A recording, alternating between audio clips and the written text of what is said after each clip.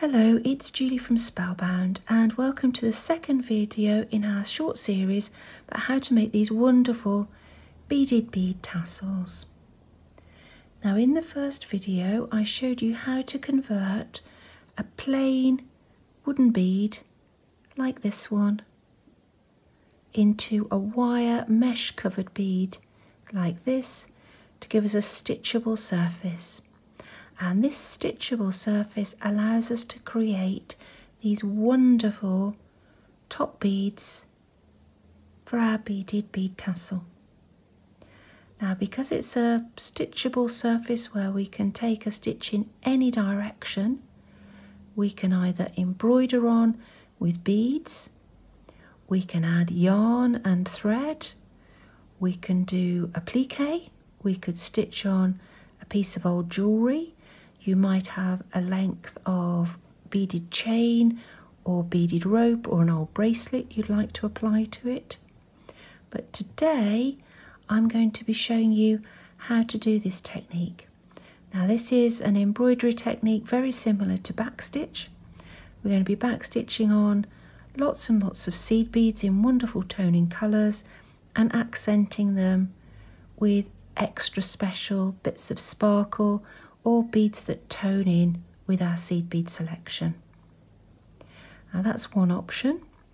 You could choose to apply ready prepared beadwork and ready prepared motifs. In this case, this is the autumn tassel from the Spellbound Beaded Tassels book, and here I made some little beaded leaves from size 10 seed beads, and I've brought them together with glass leaves in pressed shapes and also some little beads to represent berries, and I've stitched them on in zones. So we've got a topaz zone and we've got a berry zone, we've got some olives and ochres, and that covers the top bead really satisfactorily, I think rather sumptuously.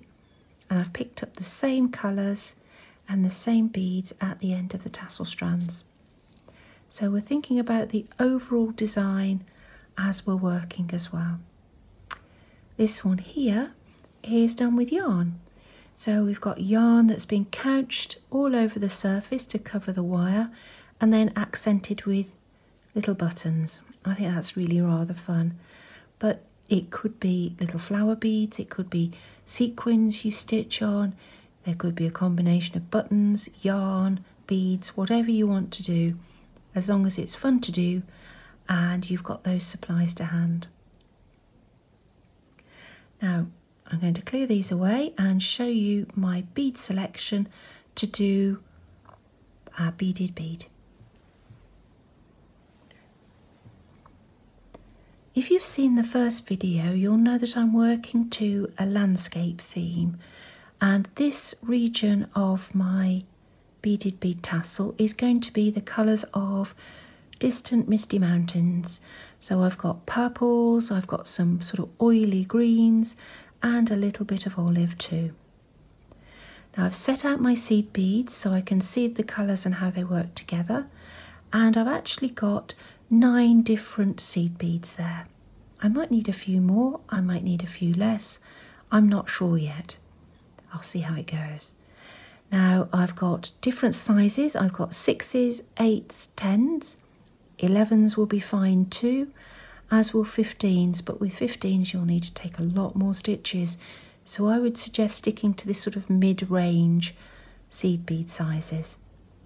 You'll see I've also got different effects, so I've got some glossy AB, I've got some opaque, I've got this really nice frosty silver lined, which will give me that misty effect that I'm after for the distance.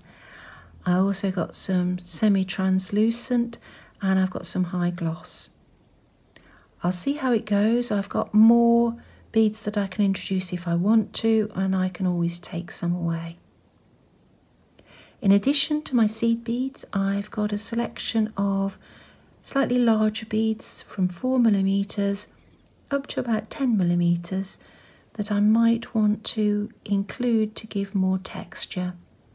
As you can see here, this is the summer tassel from the Spellbound Beaded Tassels book, and here I've got colours to represent the rocks and the sand near the seashore. So I've gone for topazes, browns and a little bit of sparkle. There's bits of shell involved too. So if you've perhaps got a little bit of jewellery you'd like to include, or a button, anything like that, just to go with your theme. Right, I'm going to move that out the way for the moment and concentrate on my wire covered base bead. Now this is the one I made in the previous video, and I used a black thread to do the securing so that you could see the stitches I'd made. I'm now going to put that aside and bring in one that I actually did with a pink thread. This is a heather pink Nymo thread, just because it disappears against the wire background. It's exactly the same colour wire background, but using that pinky thread it's disappeared more into the surface, and I think it will blend more with the beads I've chosen.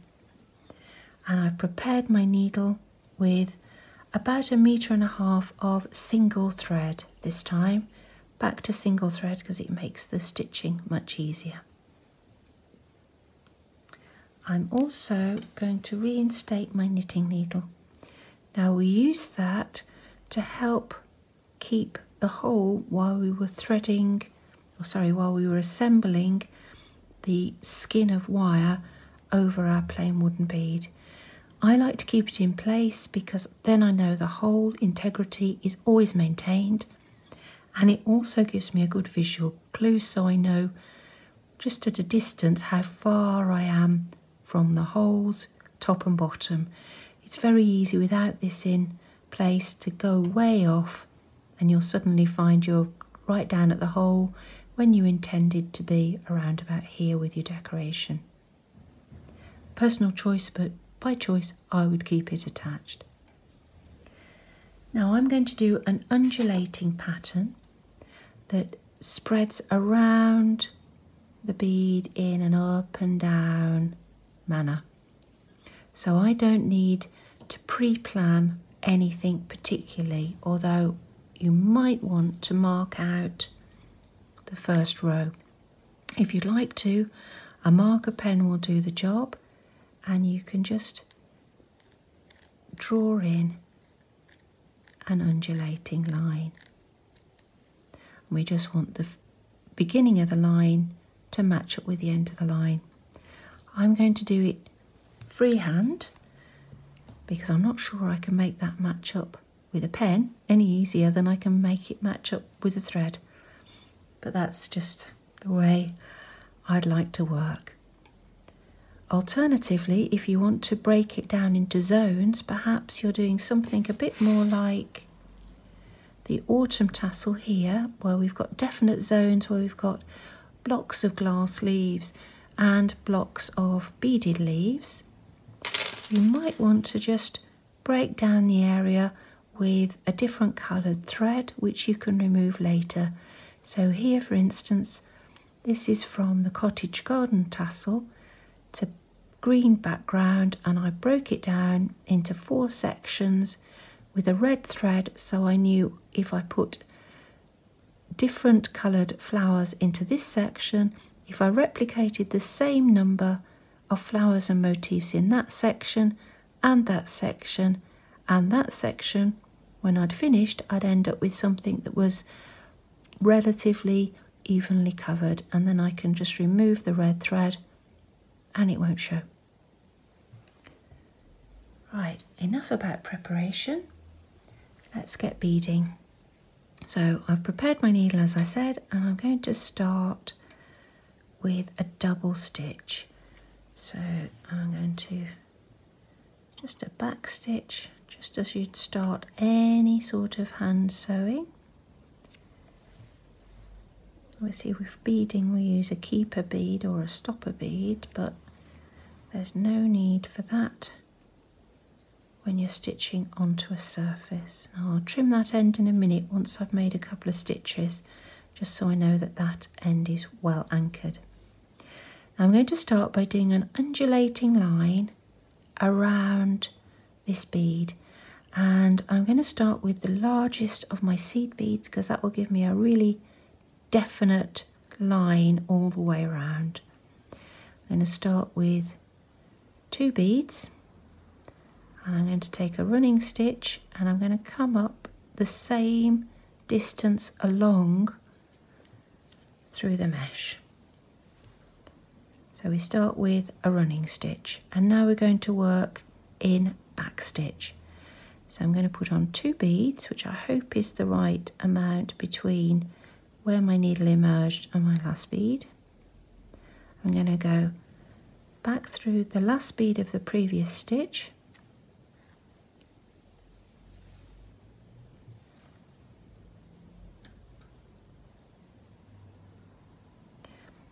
and then forward through the mesh to appear 2 beads width ahead again. And if you can't do that all in one stitch, you can take an extra stitch through the mesh to get far enough ahead. There we go. So I've now got 4 in a row, and those 2 are joined to those 2. Now I didn't get far enough ahead with that stitch, so I'm just going to take another one. And I'm going to add 2 more beads. Now with these larger beads you might prefer to put 1 on at a time rather than 2. That's absolutely fine. When you're doing smaller beads you might be able to put on 3 at a time. I'm going to start by putting on 1 at a time, I think, just to keep it all a little bit tighter.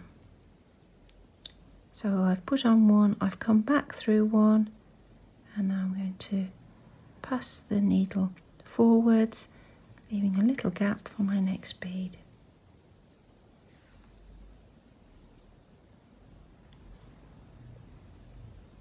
There we go. And a bead on. Now this first row, sorry that's my thread catching around my scissors because my work table is always cluttered. This first row, sorry I was saying, is probably the most difficult because you're needing to force yourself to make a wobbly row, and if you're a beader, wobbly rows aren't the norm. So it's back through the previous bead and forward in the direction we want to go. Make sure it doesn't hook around.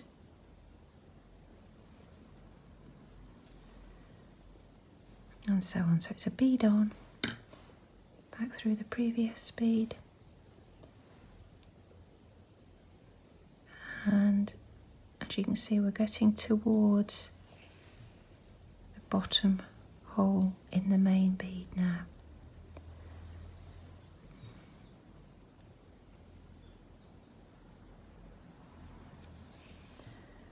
And this is where I tend to go quite quiet because I'm quite content now just stitching.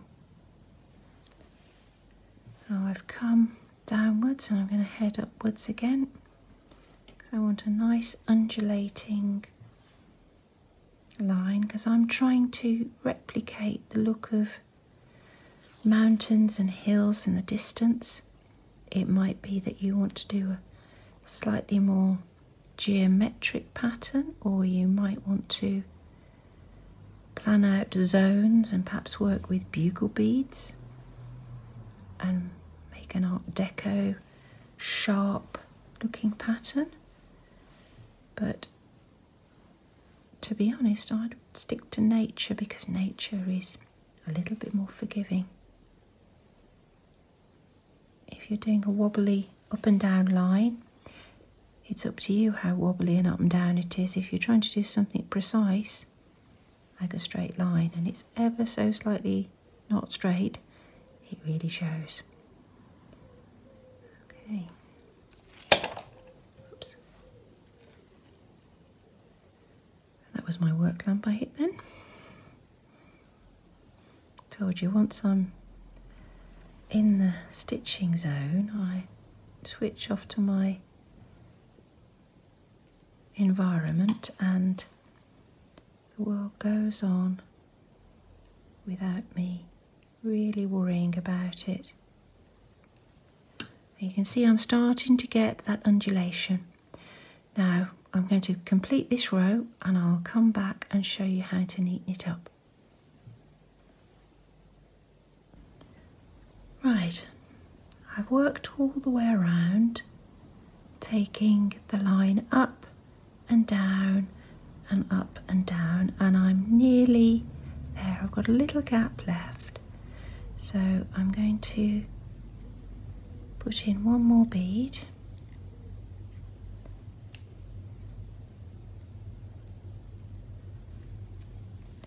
And that closes up the gap.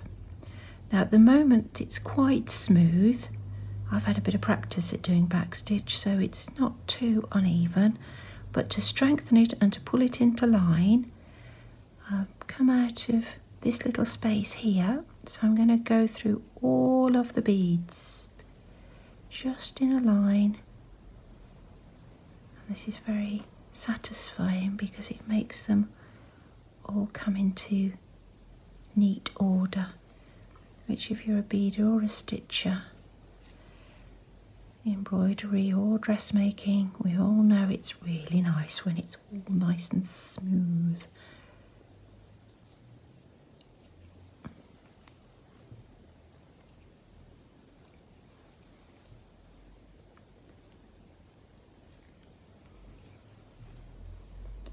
This is the gap, I can see because I've got that little step in, and that extra stitch makes it all nice and smooth, and we're on our way.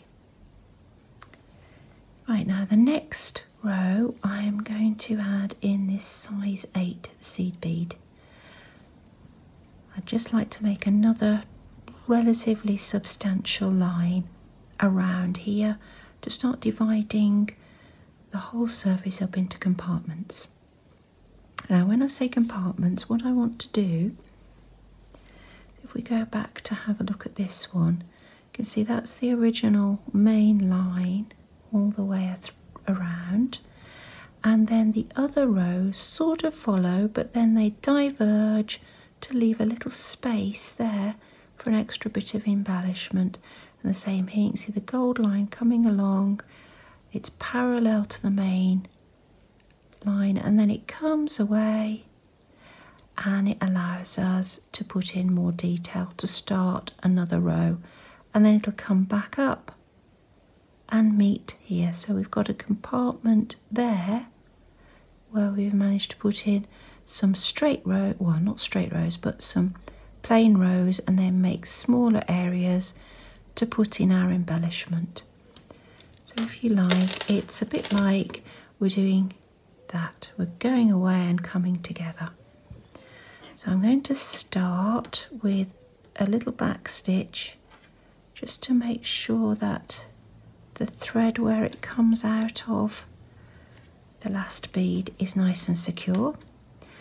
And I'm going to start with a running stitch. Let's take it back slightly.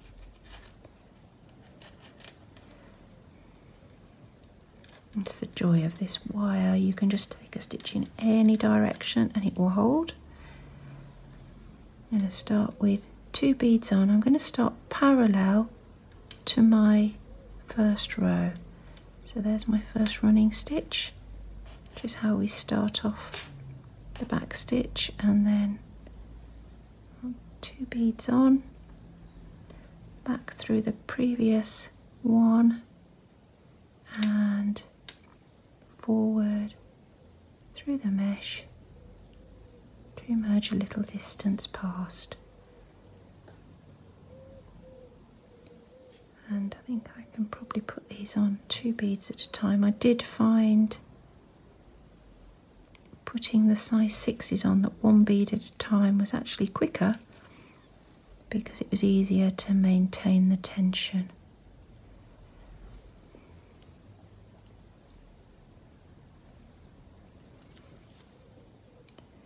Right, so I've put on a few beads and made a parallel row, and now I'm going to start to come away to re-meet somewhere up here.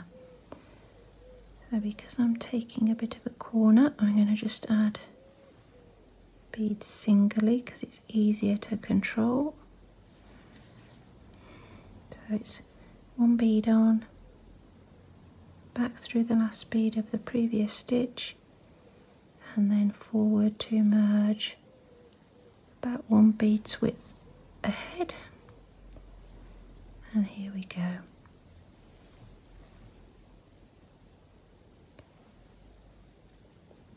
Sorry if I'm moving slightly out of shot, but once I start with this, I lose myself. I forget I'm doing a video. I'm just going into my bead zone. You can see we're starting to build up a new row.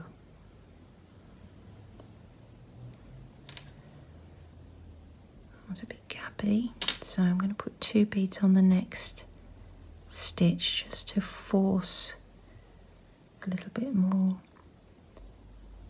into the row.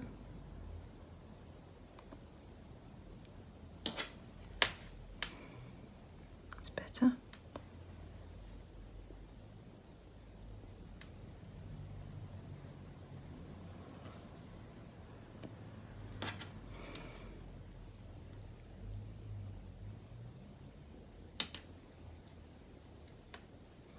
Okay, so I followed it parallel here.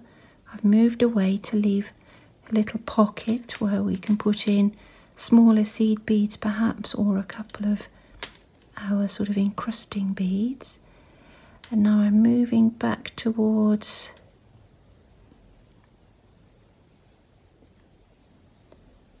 becoming parallel again.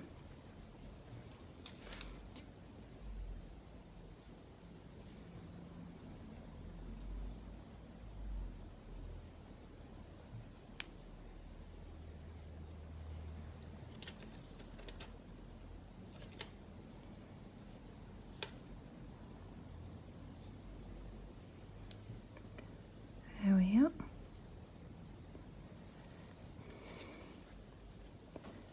Now I'm making contact again.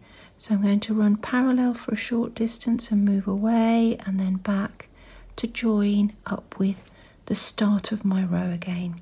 So I'll be back when I've done that.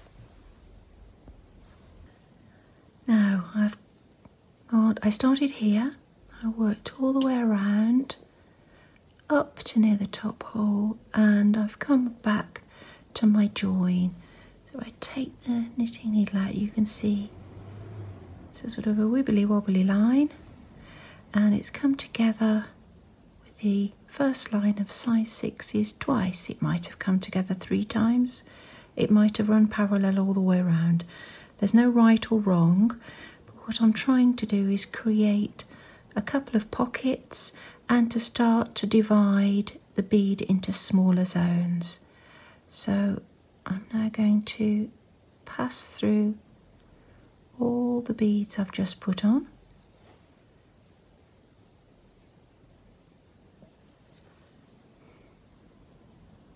To smooth them out just like we did before. Now I started with 1.5 meters of thread, and backstitch does take a little bit more thread than you might expect. So when you need to join on a new thread, finish off with a double stitch on the surface of the wire and start your new thread with a double stitch, and you can start beading straight away. Okay, so I'm all the way around with my neatening stitch, and that's made it look smoother. Put my pin back in. Now I'd like to do another row of size 8s, but this time below the original chunky row. It's just because I feel there's some bigger areas here now than I've got above. I'm I'm just going to transfer through the mesh and think about where I'd like it to join. I think I'd like it to run parallel just here. So I'm going to take a few stitches through the mesh so that I'm in the place for my first stitch of my new row. Now I knew I was going to do it. I was going to change my mind about the beads, and I've decided I'd like to introduce a bit more coppery tone to it, and I've got this lovely mix sort of coppers, reds, purples, bronzes, and that's a size 8. So I'm going to start again with 2 beads on and make a running stitch. So I'm going to start parallel, and I would suggest you start each row parallel to a previous row because it will give you a good starting position where the beads don't move too much. And then we start with our first back stitch, so it's back through the last bead of the previous stitch and forward. Just make sure that loop of thread is caught in right, and again I'll probably work in single beads because it actually gives me a bit more control on these first few stitches. And I'm going to do exactly the same as I did before, and I'm going to follow for a little way and then break away to do an undulating row. So I'm going to add this row, and then I'll come back again and show you how to start adding the shorter rows.